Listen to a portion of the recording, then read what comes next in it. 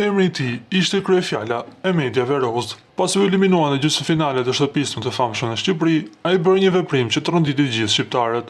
Përplasja e tij fizike me gjesin u bë temë diskutimi në çdo lloj emisioni, por me sa duket, çudia më e madhe 3 ditë zgjat.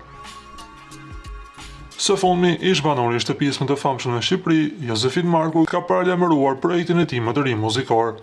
Përmes një postimi në Instagram ku shihet një studio muzikore, Jozi ka treguar se kënga e re është gati. Megjithatë, ai ka zgjedhur të mos zbulojë ende asnjë detaj rreth datës së publikimit apo më shumë informacion mbi projektin.